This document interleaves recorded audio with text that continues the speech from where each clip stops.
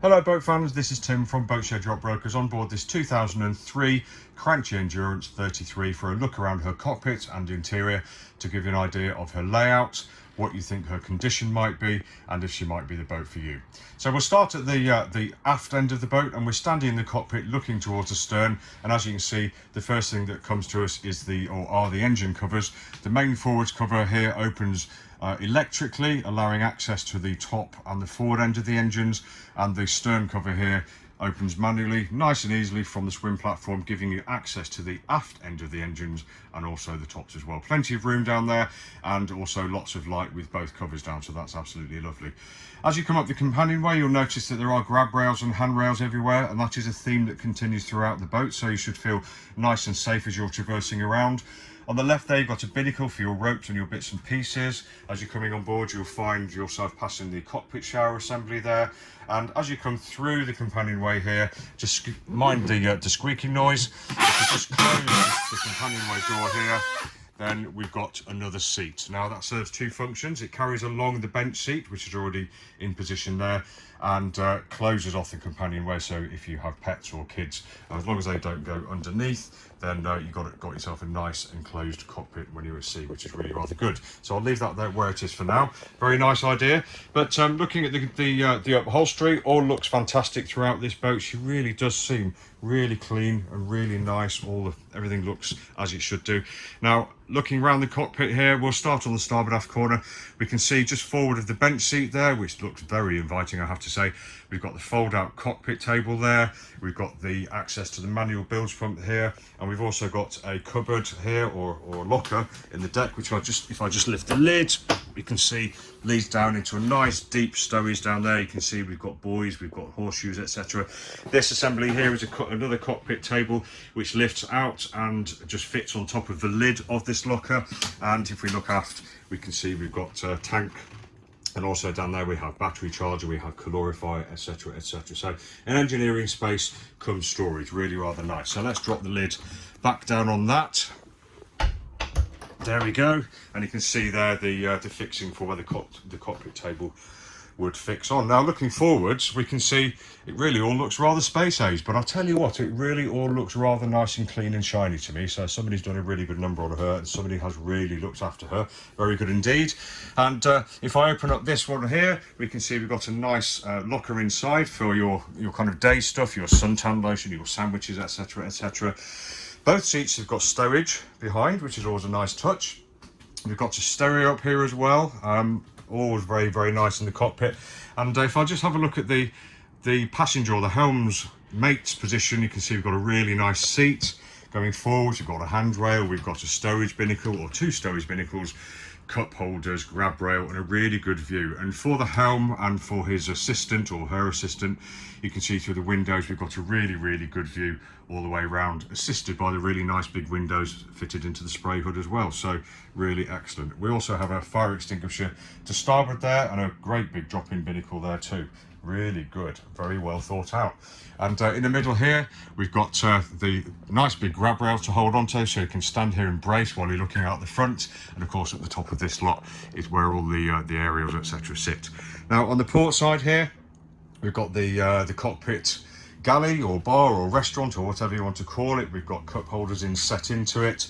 If we open it up, we've got the nice galley unit here, so we've got running water here, so you can prepare your snacks, your drinks for your guests or for yourselves, which is very nice. Then in here we've got a nice fridge with a little freezer compartment in it as well.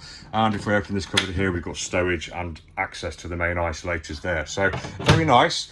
Not huge, but big enough to be reasonably practical, and it doesn't impinge into the companionway, so you've still got really good access from where you come through this companionway here when the seat's not there, and through here down to the companionway to the interior. So very nicely thought out. Now let's have a look at the helm position itself. As you can see, there is quite a lot to it. You've got an absolutely fantastic seat, which I'll just move forwards and twirl you aft to look at. Now you're going to feel nice and safe in there, methinks. I certainly would.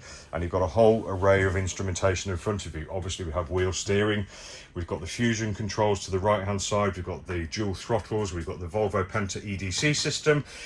all of the switches for all of the electrics, and we've got the ST 6002 there, the autopilot, etc. And of course we've got behind the cover, we've got the nice Raymarine unit, which is going to help you navigate lovely. And on the forward binnacle, we've got a plethora of engine instruments. So we've got temperatures, we've got pressures, we've got angles, we've got fuel gauges or fuel gauge, etc. Everything you need. And also we've got the depth, speed and the engine tachos there. So everything you need to monitor your propulsion plants and make use of it, and also turn everything on and off, which is exactly what it should be. Up here we've got, if you should so want it, we've got a very provision for a very small, very rudimentary nav table here. You know, we could fit a small size chart under there, no problem. Cunningly next to the compass too, which is really rather clever. But I suspect most people would be relying on electronics these days. Nice little touches everywhere. We've got foot rests here for the helm and his or her friend, etc. We've got provision there to put the VHF radio onto as well.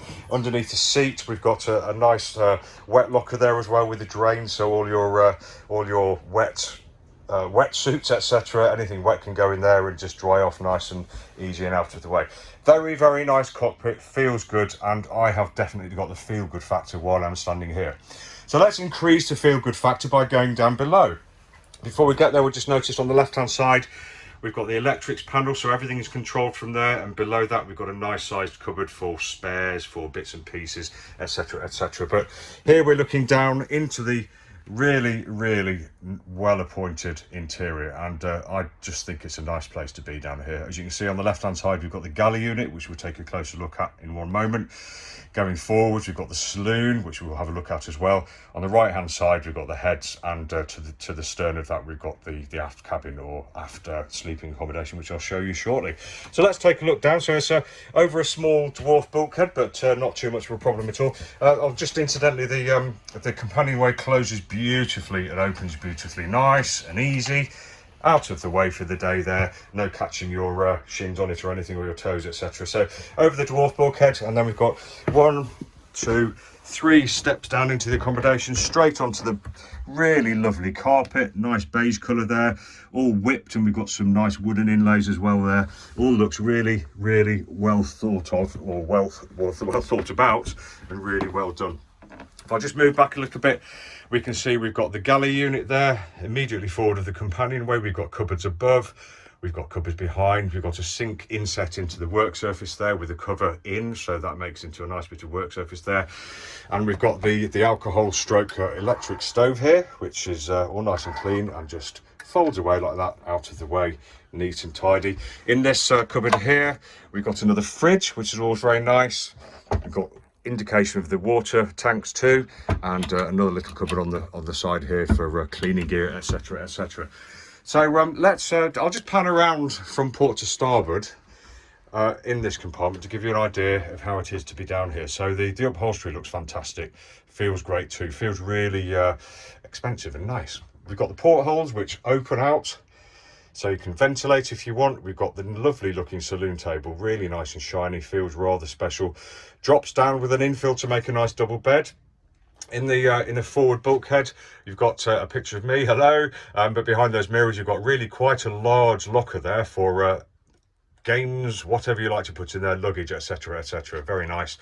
Locker on the starboard side, and as you can see we've got another window on the starboard side, and we've got curtains port and starboard as well, so you can darken it off. And incidentally, just above me here we have another window here, and that's got a closing blind on it as well. So really, really well thought out. And look how nice the headlining is too, makes you feel rather special. So coming aft along the starboard side in the saloon, we make our way to the nice Fusion stereo unit, all installed there. And then if I just step up into the forward cabin a little bit, we've got the head unit here. Very nice, shiny, clean looking wood, looks absolutely fabulous. So let's open the door on that to see what we have. And we have pretty much what we'd expect in a heads compartment. We have a head, so that's where the action happens. We've got some nice mirrors with cupboards inside. We've got an opening hatch on the starboard side there. Really nice sink unit, and as you can see there is a shower head attached into that as well. And if we just look up into the deck head, we've got a shower inset into the deck head. How lovely is that, with the control just down here to the right hand side of the sink, and we have stowage underneath. So the water will all disappear down there and be taken away, all very nice. And we've got a shower curtain as well to protect the interior woodwork.